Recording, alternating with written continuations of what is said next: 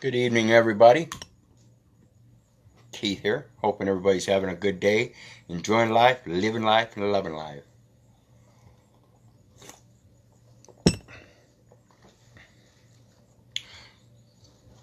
Many of you know that my journaling and story and everything here on Facebook started 4.5, 5 years ago in regards to a court case and my assertion of traveling with private property placards instead of license plates. And I wanted to discuss this because I'm now at a point where I believe I comprehend everything that's going on in regards to these, quote, automobiles versus motor vehicles. And as I get started, I want to explain to everybody, nobody ever receives the MCO, the MSO, Manufacturer's Certificate of Origin, or the Manufacturer's Statement of Origin. And this is because the dealership receives it, and upon the, quote, sale, they send it to the state.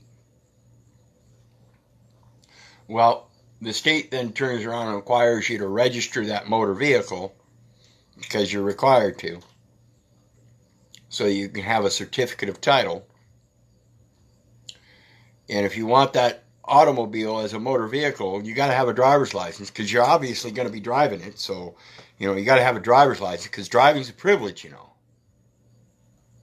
So they've got everybody hoodwinked into all this stuff without realizing that the underlying initial sale from the automobile manufacturer to the dealership was in fact a lease setup, and it was intended for resale and not intended for export. And so that when the common man goes to that car lot to buy a new car, they're not actually buying the new car. They're buying the lease to a motor vehicle. Now, when that motor vehicle is resold, it's presumed, again, a presumption, that resale of it is continuing that lease that the state holds a supposed title to, has some kind of supposed interest in it. They have no interest. They cannot come in as a third entity and say that this manufacturer has to import and export those products. And therefore, through the import and exports, particularly when they're right here in the same country. But accordingly, for fuel regulations and environmental regulations and all these other nice things that they use for an excuse, they interject their territorial jurisdictions and all this hoopla, blah, blah, blah, babble, bubble, bibble, bobble, bobble. And I hope I can help everybody understand this now. Because when they demand that the automobile manufacturers send that MCO to the state upon the sale, it's for the tax purposes. And I'm going to show you what we're talking about. And this will hopefully help explain why it's a lease. As we see here, this again is the Cornell site, Internal Revenue Code, Title 26, Section 4217, and it talks about leases. Miscellaneous excise taxes, manufacturer's excise tax. Lease considered as sale. For purposes of this chapter, the lease of an article, including any renewal or any extension of a lease or any subsequent lease of such article by the manufacturer, producer, or importer, shall be considered a sale of such article. So in fact, I believe that the manufacturers have a lease agreement with the United States for import reasons, not for export, to be resold as a lease.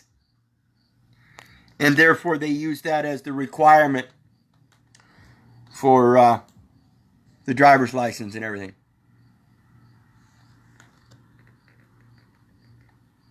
Now this one here is one of my favorites.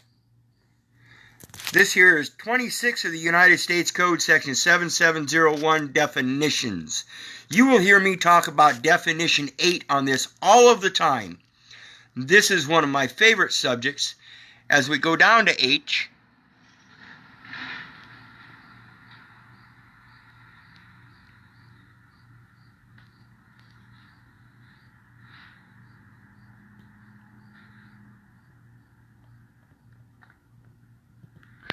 we see motor vehicle operating leases.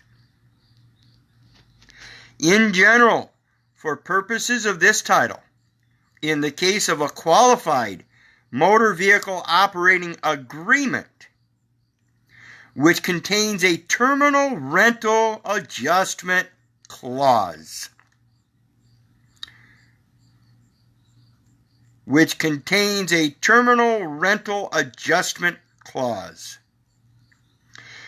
such agreement shall be treated as a lesser or as a lease if, but for such terminal rental adjustment clause, such agreement would be treated as a lease under this title, and the lessee shall not be treated as the owner of the property.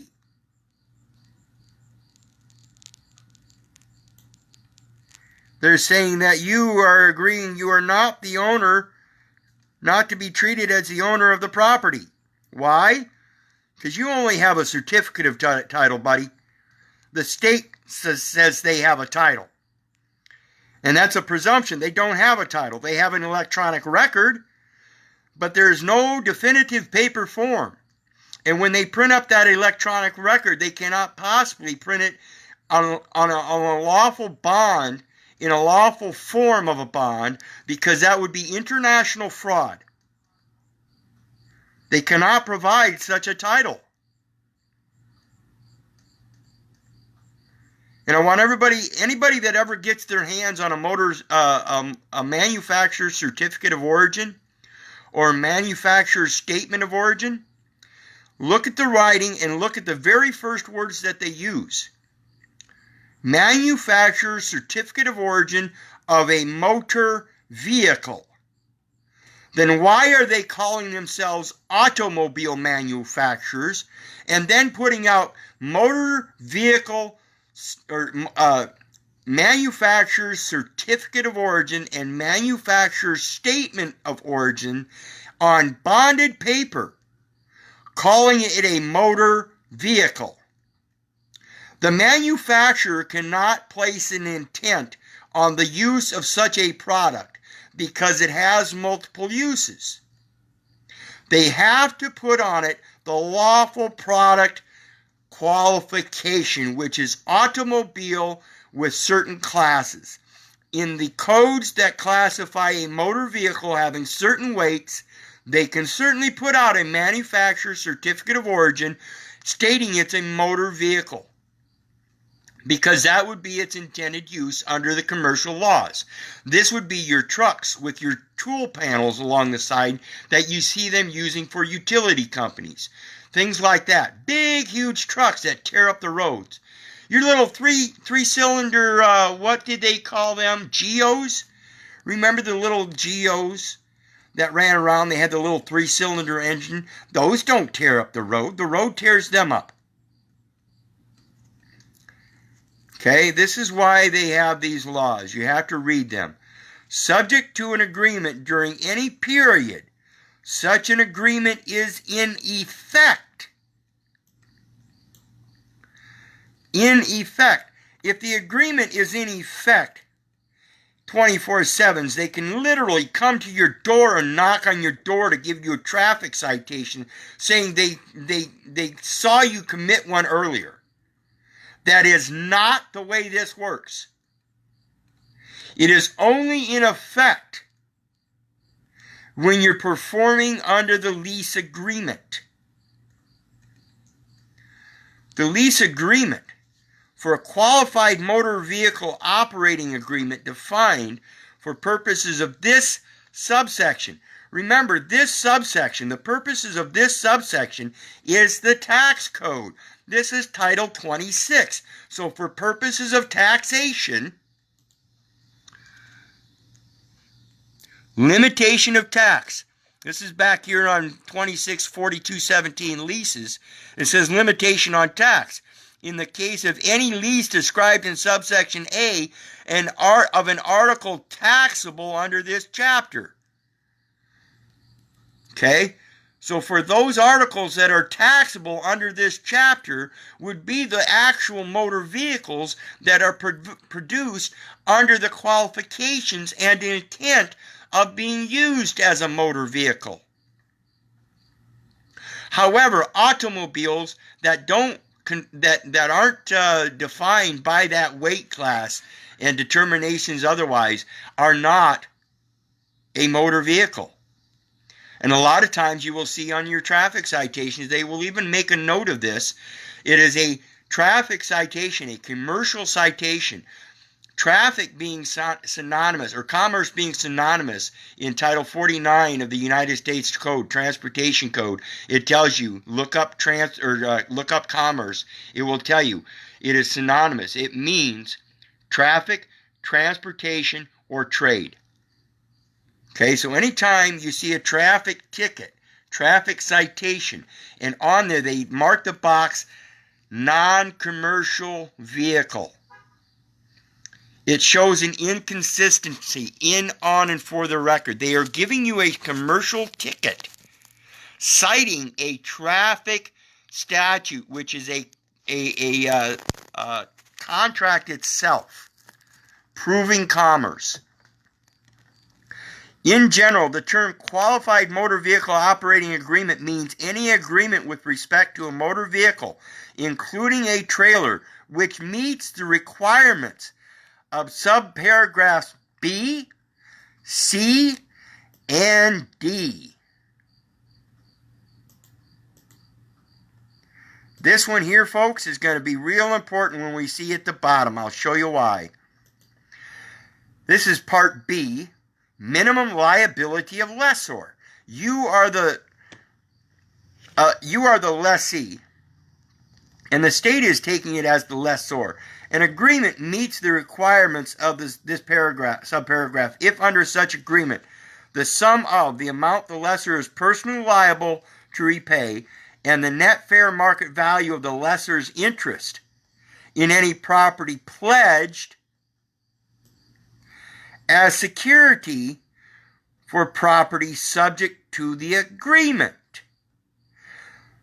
When you file a registration, a motor vehicle registration, on one side of the counter you are filing it as a registration, and it on the other side of the counter it now becomes pledged as security for property subject to the agreement. That's why they tow and impound it. Okay? You cannot do that. That's just one of the elements, though. They have to meet all of these elements. Equals or exceeds all amounts borrowed to finance the acquisition of property subject to the agreement. Equals or exceeds all amounts borrowed to finance the acquisition of property subject to the agreement.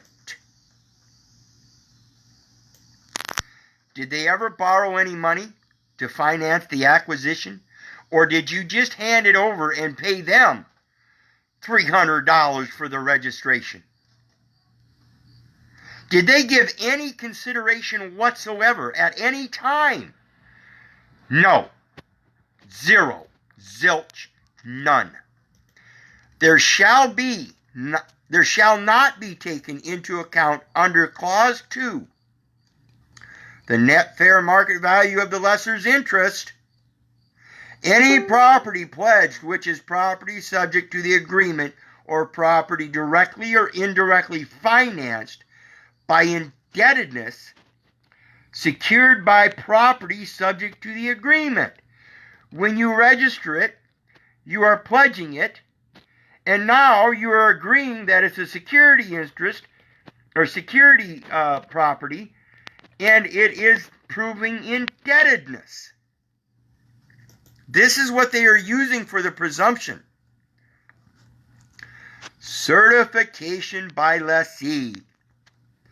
Notice of tax ownership. An agreement meets the requirements of this subparagraph if such agreement contains a separate written statement, separately signed by the lessee.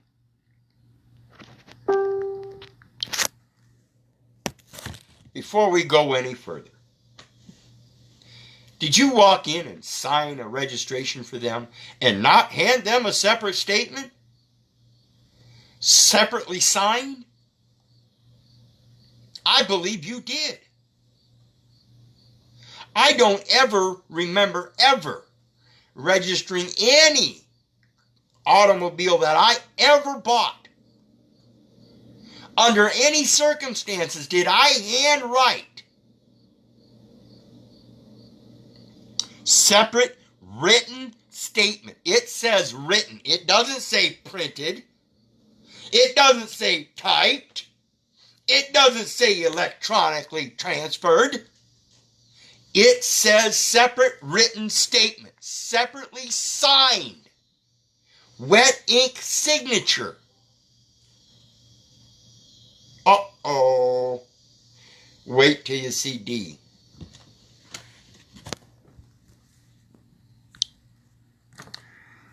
Certification by lessee, notice of tax ownership. An agreement meets the requirements of this subparagraph if such agreement contains a separate written statement, separately signed by the lessee.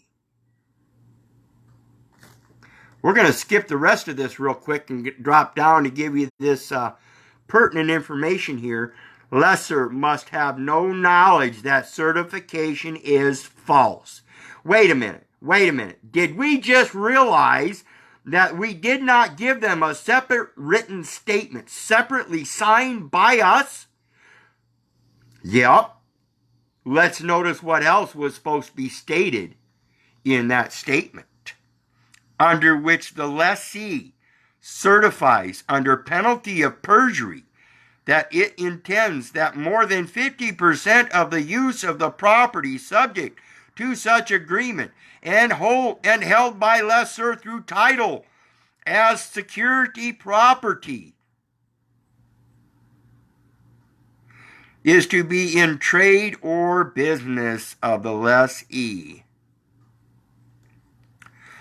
Trade or business of the lessee. Goodness, that's blue line highlighted, underlined. Let's click on that, folks. Oh no! Trade or business. The term trade or business includes, which means it excludes all else, the performance of the functions of a public office. Do you people realize now that the only people required to have a license, a driver license of any sort,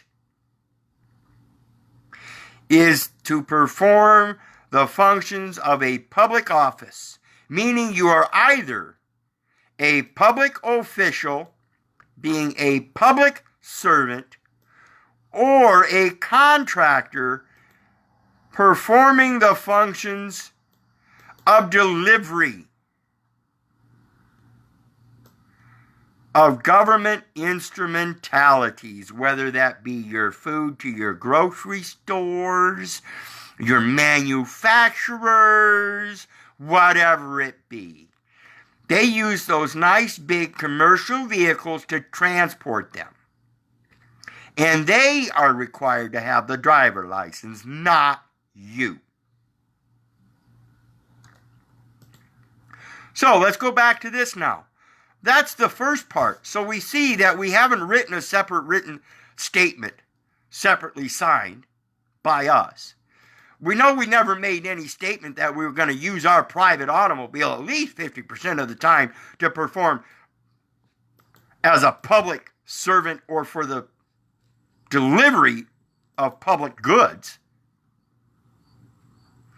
We clearly and legibly did not state that we have been advised that it will not be treated as the owner of the property subject to the agreement for federal income tax purposes. Remember, I told you that was the purposes. For the purposes of this subsection, federal income tax purposes, subject to the agreement for federal income tax purposes. And guess what? Who's requiring you to have a driver license? The state. The state is requiring you to have a driver license that is qualified for federal taxes. I don't think the state has the ability to require anybody to have a license that is subject to federal taxes, because that's stepping out of their fucking jurisdiction. Do you hear me now?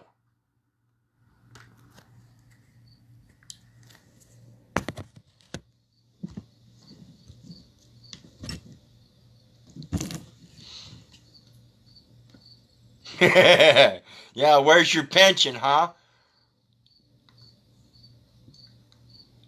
Another point I want to make out, if you saw my post yesterday, let me make myself clear. When I say something, I mean it because I've done my research, as the post indicated. When we talk about certification, again, you heard me mention government instrumentality. That's what they're doing. They're needing a certification process to instrumentalize it, to create some kind of debt instrument, a financial instrument, a indebtedness. As it said here, it is not creating a profit for you. It is not creating a profit instrument for you. It is creating an indebtedness, saying that you are subject somehow by the order of the state to follow federal regulations under taxes. They are, in fact, stepping beyond their judicial discretion by asserting that they can imply for federal tax reasons that you are required to have a driver license to perform the functions of a public office, either as a contractor yourself or as a public servant. Now, if you're not a public servant that's taken the oath, then you must be a contractor, and you must have made that statement separately, handwritten, and it must be stated in certain terms and conditions as stated herein. No other case is it valid. Guess what? D. Lessor must have no knowledge that certification is false. So we have to let the lessor know that the certification is false and why. I think I just gave you every reason in the world why the certification is false. I can give you another reason why the certification is false too, and that's because they have to use the Social Security number in all these cases. Wait a minute. They don't get the Social Security number, they get your driver's license number. But wait, you have to provide your Social Security number to the DOT in order to get that driver's license number. You see how it's all connected? They are using the Thrift Savings Plan, the Thrift Savings Fund, that Social Security Federal Retirement Fund.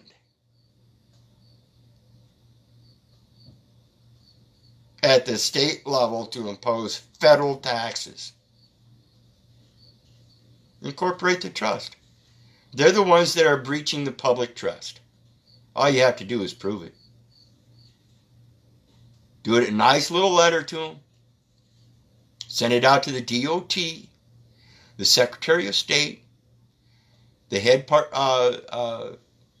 Head guy out the U.S. Department of Transportation. I think it's called Bureau of Foreign Affairs, Department of Travel, Diplomatic Affairs. You have to do some research on that. I can look it up if you want, but so can you. But you have to start letting these people know you know the truth and where it's at. And this is uniform. This is uniform with Psalms 121, verse 8. The Lord shall preserve thy going out and thy coming in from this time forth and forevermore. And he doesn't do it just 50% of the use, people. He says from this time forth and forevermore. Learn how to assert it. Do so in peace. Learn the words. Learn what they mean. Learn how to clarify and distinctly tell them, listen, I'm sorry, but forgive me my mistakes as I forgive your mistakes, but the certification is false. Here's why, and why. There's no statement on the record through any chain of title for this entire motor vehicle that was sold as a motor vehicle, and there's no investment by the state whatsoever, unless the state can bring that record forward and show that there was some kind of prior investment due to the motor vehicle's use prior to that was totally valid and, again, given with somebody else's handwritten statement. So that we can balance that record, I'd be glad to do it. But for now, from this time forth and forevermore, the certification's false. Don't know what else to tell you. Now I'm going to explain just a little bit further for those of you that are going to start to comprehend some of this stuff. If you start paying attention to me, I use certain specific terms and words that most people aren't familiar with. Because everybody's familiar with the imports and exports, as we talked about with the manufacturers and products and goods and everything, and how they're leasing them and selling them and this and that. You got to have written statements. Those are all for commerce. Again, tax items. They want your signature. You as a man, as I've expressed before in my earlier video, if you listen to that, on that the postal trust, where we talked about that thrift savings plan, you realize the trust is already there, and you're not required to do any of that. You're not required to pay import and export taxes. And simply because they say, well, it was imported to your doorstep. No, I have a right of entrepot. See, that's another element everybody's forgetting about, and they're using these import and exports and excise tax, manufacturers' excise taxes. Well, we had to import it to the United States, or we had to export it from this state to this state and import it into this state. I don't give a fuck. I can buy it directly from the manufacturer and have that manufacturer draw up an accurate manufacturer's statement of origin, stating that they produced it as an automobile manufacturer with the intent to be used as a private automobile specifically for my use with my name on there. And if they can't agree to the amendment of the contract of my wanting to purchase, well, that just shows that they have intent to defraud. And goodness, that's not equal among the laws, because I have just as much right to custom order any kind of automobile from them as anybody else out there. And if they want to assert that I have to apply myself through import and export laws, just like other people, doesn't mean that import-export law is right. It means they're wrong, and they're violating the import-export laws themselves. Educate yourself and learn about entrepot. This is the importance of the homemade stamps that I talk about. You have a right to conduct your own affairs in all manners. You are, in fact, your own postmaster. You are, in fact, your own banker, your own financier. You get to determine whether you sign your name on an instrument and whether that instrument is going to be positive or negative. If you can't determine that instrument is going to be positive or negative, then you shouldn't be signing it.